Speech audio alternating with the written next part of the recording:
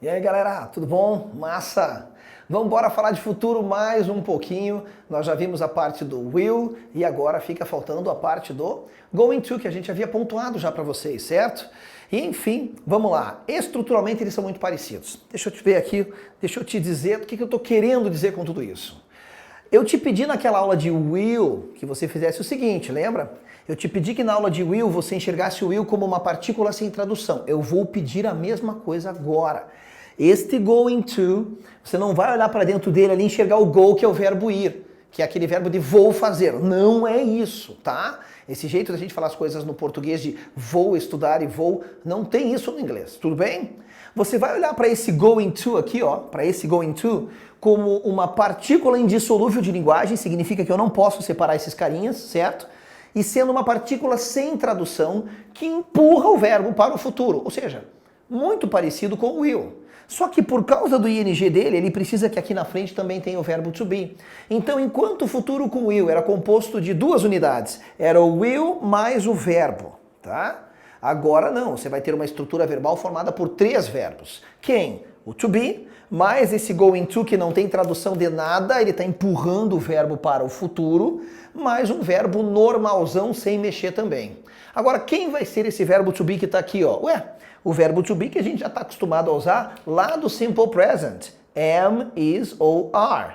E como eu passo a ter uma estrutura formada por um, dois, três verbos, eu só mexo no primeiro para fazer negativa e pergunta. Eu só mexo no primeiro. Mas, ó, se eu já pedir para não traduzir ao pé da letra esse cara e que ele não é o que eu vou fazer, eu vou ficar mais chateado ainda se você achar que isso aqui é indo em algum lugar. Não é isso. Decora isso agora, coloca na sua cabeça, esse é um tipo de futuro também bastante usado, que quando você tiver to be, qualquer um desses três, mais um going to, mais um outro verbo qualquer sem mexer nesse cara, você está diante de uma estrutura de futuro, que funciona assim, olha que fácil que é fazer frases com isso aqui. He is going to study for the test. Não é ele está indo, não está indo em lugar algum. Isso aqui é futuro, ó, to be mais going to mais verbo. Tanto que eu fiz todas as frases parecidas para você perceber que eu só mexo no primeiro cara, ó. Going to study, going to study, going to study, going to study. Quem que tá mudando para fazer afirmativa, negativa e pergunta? É só o primeiro carinha. É só o verbo to be que vai mandar na estrutura. Então veja. He's going to study for the test. Ele estudará para a prova. Ah, mas tio Rê, eu não posso traduzir do jeito popularzão, ele vai estudar? Pode, se você tiver em mente que não, esse vai não é vai a lugar algum, tá? Aí você pode, mas a tradução ideal é de flexionar mesmo o verbo para o futuro e dizer ele estudará para a prova. Na negativa, ó, só mexo no primeiro carinha para fazer negativa. Todo o resto da estrutura permanece igual. He isn't going to study for the test. E para fazer pergunta, o is veio para cá, passou para frente. Is he going to study for the test? Ele estudará para a prova? O que você nota aqui também, ó, que eu trouxe para você? Que toda, agora tem a ver com aquela aula que a gente já falou sobre perguntas, né? Que toda pergunta básica, a pergunta is he going to study for the test? Significa, ele estudará para a prova? Sim ou não? Acabou. Sim ou não. Mas eu posso pegar a mesma estrutura, ó, a mesma, ó, deixei bem baixo de propósito. E ao colocar um pronome interrogativo na frente, eu começo a criar novas perguntas com a mesma estrutura de futuro. Why is he going to study for the test? Por que ele estudará para a prova? When, where, how? Quando, onde ou como ele estudará para a prova? É sempre assim, toda pergunta complexa, né, perguntas que exigem que você responda mais do que um sim ou não, nasce de uma estrutura de uma pergunta de sim ou não, de uma pergunta básica. Mas aí vem aquela pergunta que não quer calar, né? Simple present, que a gente estudou lá atrás, pode indicar o futuro programado, que é aquele que não depende da sua vontade. Present continuous pode indicar o futuro planejado, que é aquele que depende da sua vontade. E vimos lá alguns casos do will, pontualmente. Tá, e o going to vai indicar que tipo de futuro? Olha, em essência, eu lhes digo o seguinte, tá? Nenhum nativo fica pensando se ele vai usar will ou going to, ou simple present, ou present continuous, e lembrando das regras para usar, assim como nós não ficamos lembrando das regras de formação de estruturas da língua portuguesa para falar português. Tu simplesmente fala, e é nessa que a gente acaba cometendo alguns erros, e que são errinhos que tornam a nossa fala mais natural, tá? É isso, se você falar correto o tempo todo, você soa muito artificial. Então eles também cometem erros na hora de falar inglês, inglês, tá? Isso é bem tranquilo, é bem comum, contanto que não comprometa aquilo que você está falando, certo? Então você não precisa saber das regras pontualmente, para daí ter que lembrar qual você vai usar, will, going to, usa aquele que te for mais familiar. Num critério de comunicação eles vão te entender. Mas o going to tem pontualmente alguns usos que são os seguintes.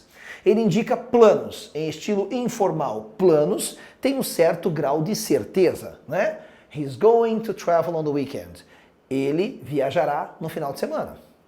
Aí você pergunta, qual a diferença se eu tivesse que usar um will? He will travel. É que o will trabalha na esfera da intenção. O going to trabalha no escopo da certeza, ainda que não seja plena. Então, se eu digo he's going to travel on the weekend, indicando um plano, provavelmente ele já sabe para onde vai, quando vai, como vai, certo? Se não for dirigindo, já está com passagem comprada. O going to tem esse tom de algo planejado, mais certo. Se eu trocasse por will, he will travel, significa uma intenção, mas com um grau de incerteza um pouco maior.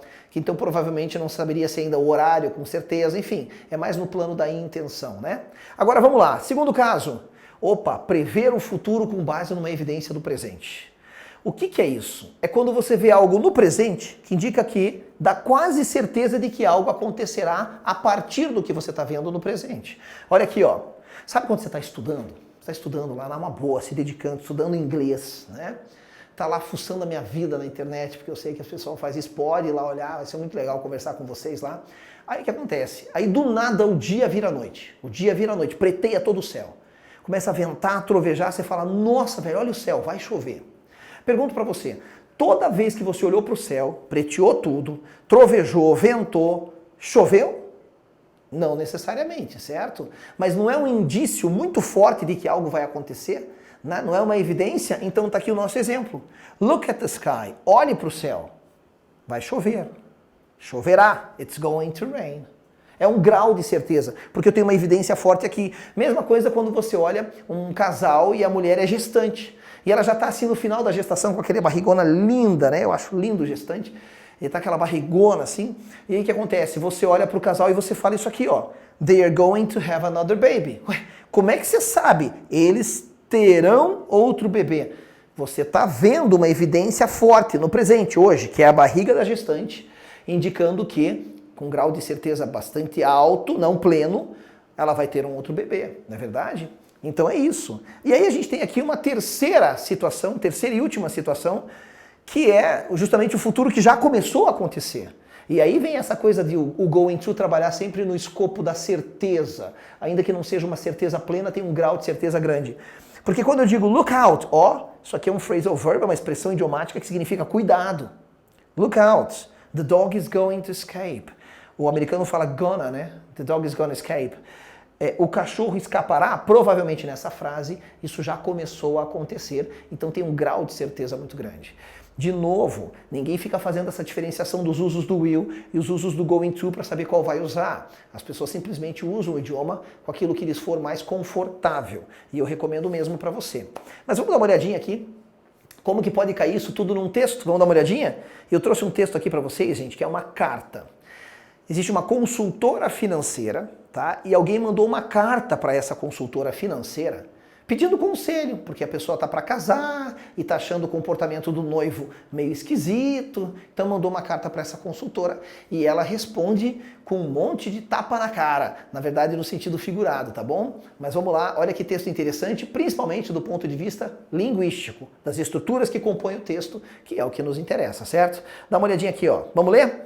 Ele diz assim: Money issues aren't romantic, but they should be discussed before a wedding. Ou seja, questões financeiras. A gente faz uma inversãozinha aqui, ó, porque isso aqui é um adjetivo, tá? Então, questões financeiras não são românticas, mas elas devem ser discutidas antes de um casamento. E aqui a gente está estudando o should, que na verdade a gente já viu como verbo modal, essa tradução dele que é deve. Então eu vou ler tudo, daí a gente traduz, a gente vai identificar aqui o futuro no nosso texto, tá? E aí depois eu leio a resposta dessa carta aqui. Então aqui, ó, Hi Caroline, alguém, uma pessoa anônima, mandou uma carta para a Caroline, que é uma consultora financeira, entendeu? A Caroline recebeu essa carta com alguém pedindo ajuda dela. Então diz assim: Hi Caroline, so I'm getting married in a few months and I've been struggling with the question, How much in financial information should a couple share pre-wedding? Recently, my fiancé told me that an old creditor started garnishing a portion of his paycheck. I was shocked that his finances were in such a bad state. He has always been private about money, but I didn't care much since I make my own living anyway. I'm just wondering if we need to write out all our debts and share them with each other before marriage. If so, how do I approach this topic? Caraca, olha o que ela está dizendo, que encrenca que ela tem nas mãos, né? Oi, Caroline. Então, olha isso, que lindo. Pensa no meu prazer de acabar de falar de uma estrutura e você ver aplicado no texto. Present continuous indicando o futuro. Não é eu estou me casando em alguns meses, é eu me casarei. Eu me casarei em alguns meses e eu venho lutando com uma questão. Quanta informação financeira um casal deve compartilhar antes do casamento? Recentemente, meu noivo, essa palavra é emprestada do francês, por isso que ela tem acento. No inglês não existe a palavra noivo, noiva fora da igreja. Só existe noivo, noiva dentro da igreja, durante a cerimônia. Daí ele é groom e ela é bride. Mas quando é antes desse momento, eles emprestam a palavra do francês, por isso que tem acento, tá? Então, recentemente, meu noivo me disse que um velho credor, ou seja, alguém que emprestou dinheiro para ele, começou a cobrar uma parte do pagamento dele. Claro, o cara emprestou dinheiro, ele quer receber. Eu fiquei chocada que as finanças dele estavam num estado tão ruim. Ele sempre foi secreto, private aqui é secreto, quanto ao dinheiro. Mas eu não ligava muito, já que, olha a tradução dessa palavrinha aqui, já que eu ganho minha própria vida de qualquer forma. Eu só estou querendo saber se nós precisamos escrever todas as nossas dívidas e compartilhá-las um com o outro antes do casamento. Se devemos, como que eu abordo este tópico, este assunto? Como que eu falo com ele sobre isso? E a resposta, ó, tapas na cara, para você que está pensando em casar antes da hora. Olha aqui, ó. Anônimas, claro, a Caroline não sabe quem mandou a carta para ela, respondeu, querida anônima, né? Anônima. You tell him the garnished paycheck surprised you, and you think it's important that both of you share full financial information, including credit scores, and then fully discuss your philosophies and approaches to money. This is critical, given not just his neglected debt, but also your casual attitude toward his being private about money. If he won't share, don't marry. Seriously. And if he does share what amounts to a real mess, then postpone the wedding until he sorts himself out. This isn't about your ability to support yourself, though that helps. It's about the financial implications of the legal knot that you're about to tie. Vai por mim. Dependendo do regime de casamento que você casar, você compra a dívida do outro. Então olha o que aqui a nossa consultora financeira disse. Você diga para ele que o pagamento, o salário dele cobrado, surpreendeu você e que você acha que é importante que ambos vocês compartilhem informação financeira completa, incluindo pontos de crédito. Pontos de crédito é mais ou menos assim, o quanto o banco permite que você empreste dinheiro, enfim, por você ter um bom histórico financeiro. Basicamente é isso, tá? Então, discuta amplamente suas filosofias e abordagens quanto ao dinheiro. Isto é crítico, dado não somente a dívida negligenciada dele, ou seja, ele ignorou a dívida, mas também a sua atitude casual em relação a ele ser secreto quanto ao dinheiro. Ou seja, tapa na cara dos dois aqui, né? Se ele não compartilhar, ou seja, se ele não abrir o jogo, não se case. Sério. E se ele compartilhar o que soma uma verdadeira bagunça, então adie o casamento até que ele se resolva.